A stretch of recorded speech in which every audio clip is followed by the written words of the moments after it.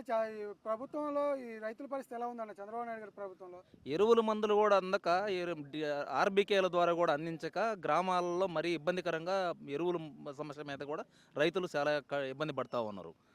కనీసం డిఏపి కూడా ఒక్కొక్క రైతుకి కనీసం 2 బ్యాగులు 3 బ్యాగులు ముందే పంట క్రాప్ చేసి ఉండాలని యువక యూరియా అసలు అందుబాటులో లేక తీవ్రమైన ఇబ్బంది పడతా ఉన్నారు. అది సరిచేయవలసిందిగా ఇప్పించవలసిందిగా ప్రభుత్వానికి అంటే విన్నవిస్తున్నాం. ఇప్పుడు ఈ ఎరువులు వాడటం వల్ల క్యాన్సర్ వస్తుంది అనేసి అంటున్నారు కదా చంద్రబాబు నాయుడు గారు.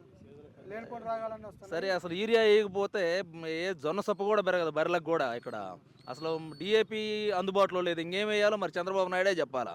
అచ్చం పశువులు ఎరువు వేసి పెంచే పరిస్థితులు కాదు కదా. కొంతన్నా ఉండాలి కదా, దానికి సక్రంగా అందే స్థాయిలోనన్నా వేయగలిగినంత ఎరువైనా వేయాలి కదా. పొగాకు పంట ఎలా ఉందన్న? బాగుందా? అది మరీ ఇబ్బందికరంగా ఉంది. రైతులకు అసలు గిట్టుబాటు కావటం లేదు.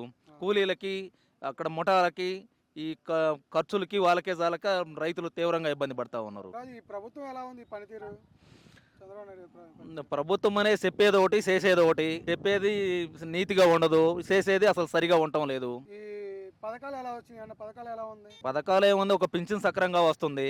కొత్త పింఛన్లు ఒక్కటి మళ్ళీ ఇవ్వలేదు. ఇంకా సాధారణంగా కొదంబ గ్యాస్లు ఒకటి, ఇవన్నీ ఏమి సక్రంగా జరగటం లేదు. ఉచిత గ్యాస్ రావట్లేదా? ఉచిత గ్యాస్ అసలు ఏమి రావటం లేదు. కొత్తది చెప్పడం అబద్ధం. మొన్న తల్లికి వందనం వదిలేరు కదా, అది 13,000 కొంతమందికి వచ్చినాయి, కొంతమందికి రావటం లేదు. అది అంతా 100%. ఆర్టీసీ బస్సులు ఆడవాళ్ళకి ఫ్రీ అన్నారు, అది కొంతవరకు ఉంది. ఆ ఆర్టీసీ బస్సులు ఫ్రీ వల్ల ఏమైనా ఉపయోగం ఉందా రాష్ట్ర ప్రభుత్వానికి కానీ ప్రజలకు కానీ? ఏదో మహిళలకు కొంతమంది ఉపయోగించుకుంటున్నారు, కొంతమంది మరి ఇబ్బందిగా ఉన్నట్టుగా ఉంది.